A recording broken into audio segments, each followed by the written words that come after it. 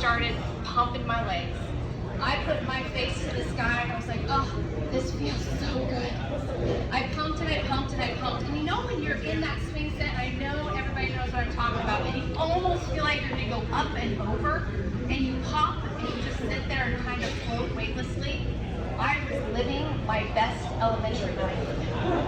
And then all of a sudden, something caught my eye. There was a little girl. She was sitting on the curb in the swing set area and her back was toward me. She had frizzy brown hair and she wore this awesome acid washed jacket. I wanted the jacket because I knew that's what Punky Brewster would wear. By the way, that's my nickname from childhood. So as I'm pumping away, I'm noticing this girl and I just had this annoying thought. I don't want to look at her. I don't care. I want to live my best life. And it just kept coming, this mysterious voice. No, I didn't actually hear it, but it was speaking so deeply to my heart. I was annoyed. Just leave me alone. I am 4th grade. I am full on myopic. I don't want to look at this girl. But you know what? I started listening to that voice. I stopped. I kicked at those tracks, you know, the tracks that are left when kids are kicking off. And I'm sitting there, I'm like, I don't want to do this. I don't want to look at her. I want to enjoy the sunshine. All of a sudden, guess who comes around the corner? It's Chucky.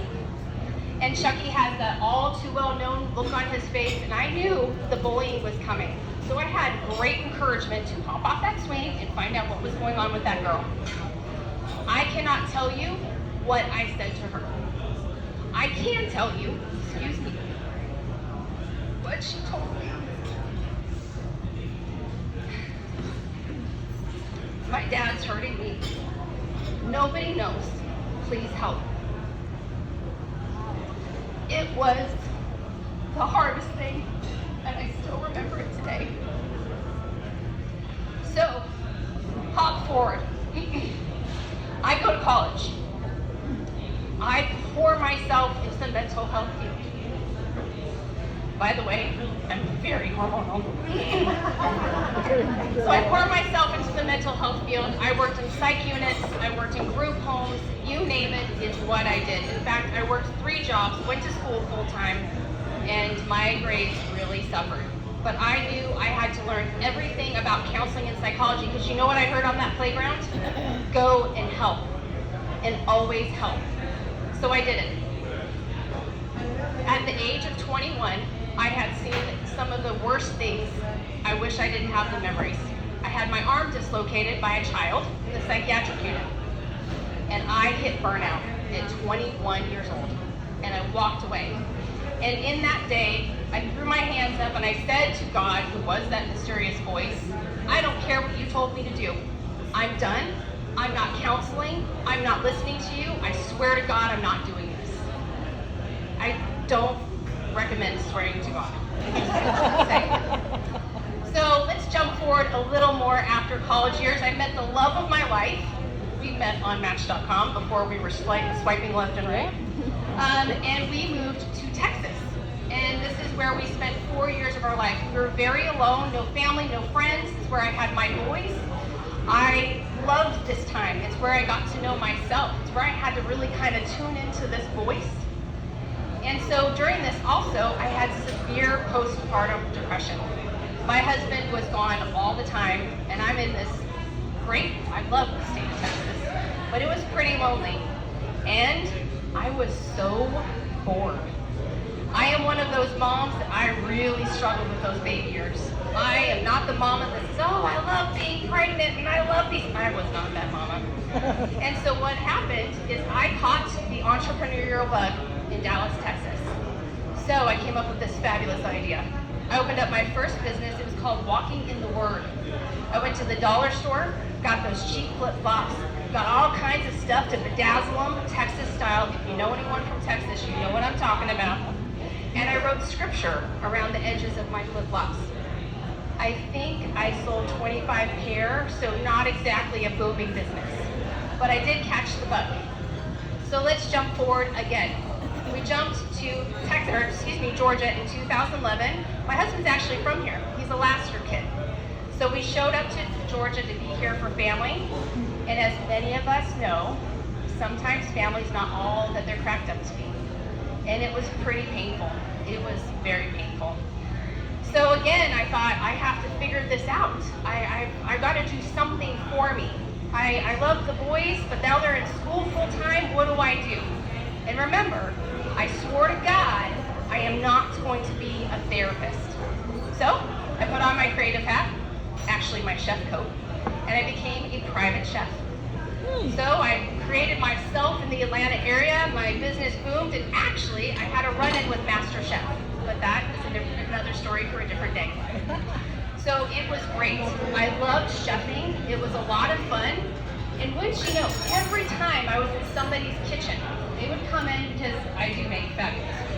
They would come in, they want taste tests, they saddle up to the counter, and what happens? They start spilling out their heart. They start telling me their fears, their concerns, their frustrations, their celebrations. So I'm there to feed their body. I'm listening to their soul. Guess what I'm doing? I'm counseling counterside. But I still am like, nope, not a counselor, I'm a chef. So some things happened in my chefing career, and I ended up hanging up the chef coat for a lot of different reasons. But again, entrepreneurial bug.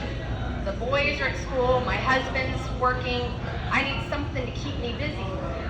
So I decided, well, I have had my own weight loss story. I'm going to study to become a behavioral nutritionist and a personal trainer.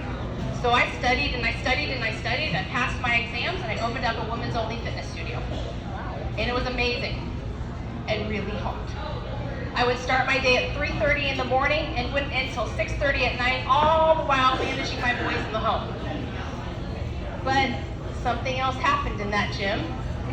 Most of us know, especially as women, it is never about exercise and it's never about nutrition, at least not just that. How are we looking at our bodies? How are we feeding our bodies? How are we speaking about our bodies? I'll never forget, I was in the gym and I was teaching the ladies how to do deadlifts. And I saw a client, I was like, woo, she's gonna hurt herself. Something is wrong with that hip. So I went up to her and I gently touched her on the arm. I said, hold on. Let me show you how to do this. Something's wrong. Wouldn't you know, I'll never forget this. She looks at me, she looks over her left shoulder, and I saw the face. I just saw something pass over, and guess what I heard? That same stinking, mysterious voice. And that voice is, ask her what's going on. And so I said to her, okay, your body's showing me something that your heart is crying about. What's going on?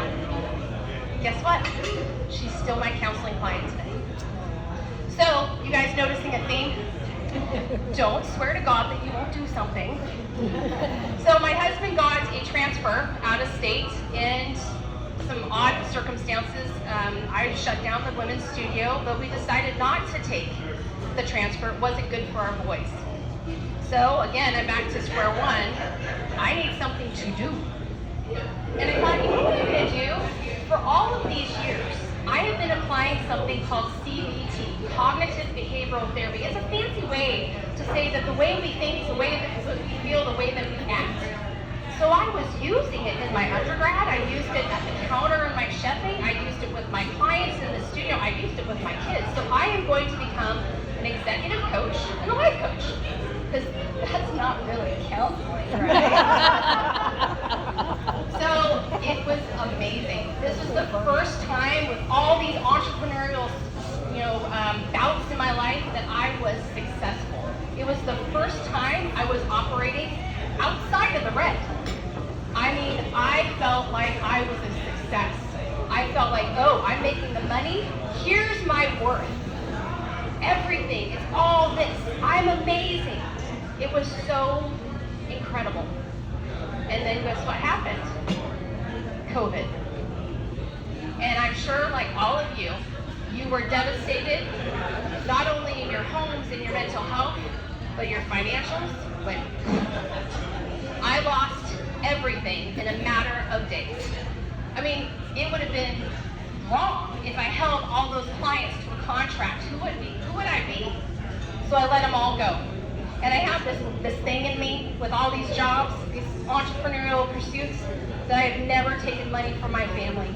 It has always been on my shoulders. My husband supports me, and I said, nope, this is on me.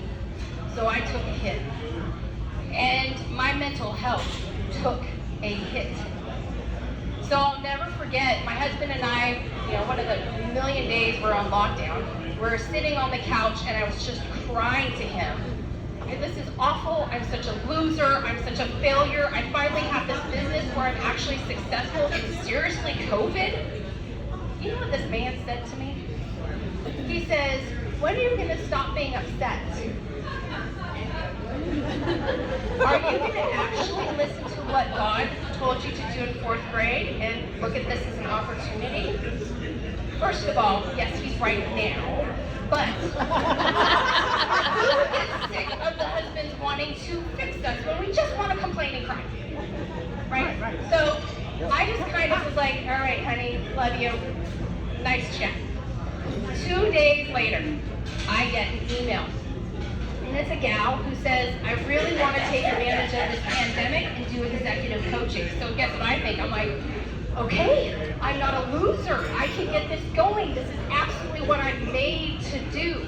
And she says, can we set up a Zoom call? We all Zoomed, right? Party on the top, PJ's on the bottom. And so we set up our Zoom call. And then she says the weirdest thing to me. I just want you to know, I've been following you for over 20 years. It's a little weird. Anyway, we get on the Zoom call. She's gorgeous. And she starts the Zoom call saying, Piper, I'm the little girl from the playground. Oh my goodness. What? Yeah. I got goosebumps. Just like you guys. Just like you guys, it knocked the air out of my lungs. She didn't have that frizzy hair, and I'm telling you, she still had really awesome style. But I had lost touch with her. I didn't know where she went. You see, that day in the playground, I took her to the counselor's office. I helped her get her words out. I helped her tell her story. I held her hand. But after that, I'm in 4th grade. I don't remember. She tells me this whole story about how she and her mom got away from the father, and that her mom stayed in touch with my mom. It was wild. So we hang up the call. I do my work with her. I look at my husband. I'm like, okay. So that was the day. No more swearing to God. So that leads me to today.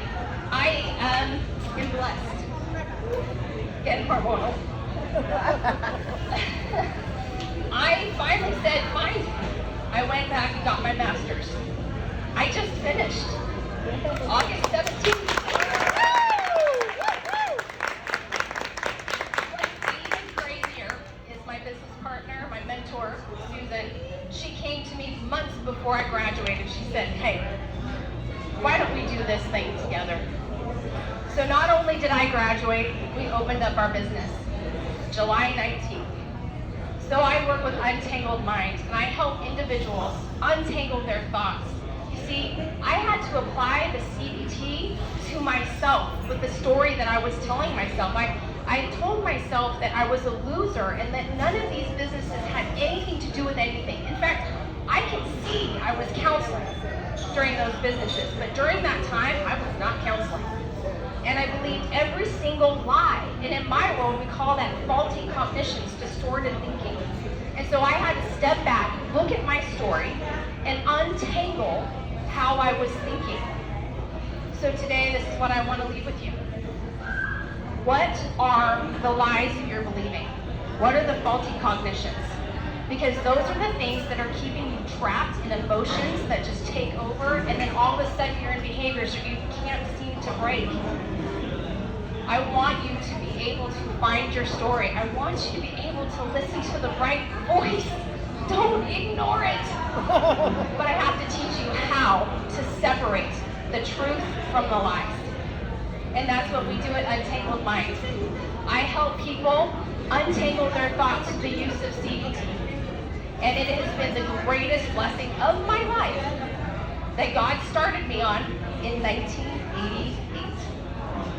So, all that to be said, I have a QR code, and I'll pass it down for this table. Please feel free to scan that. I want you all to understand what I do, what I've applied in my own life. So I have 2 worksheets that I've created for you all. One is called Filtering Thoughts, and it's going to help you identify that faulty thinking.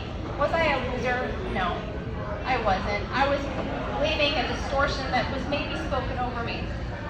I had to untangle that, and I had to overcome what I was feeling and how I was behaving. So that's the first one I put in there. The second one is called Identity Mapping. This takes some time, do not rush it. But this is another opportunity for you to unravel your story, the many different jobs, whatever it is in your life, to identify that one thread and to pull it. Because that mysterious voice told me in 4th grade what I was going to be, and no matter how hard I tried to outrun it, it's who I was made to be. So, thank you very much.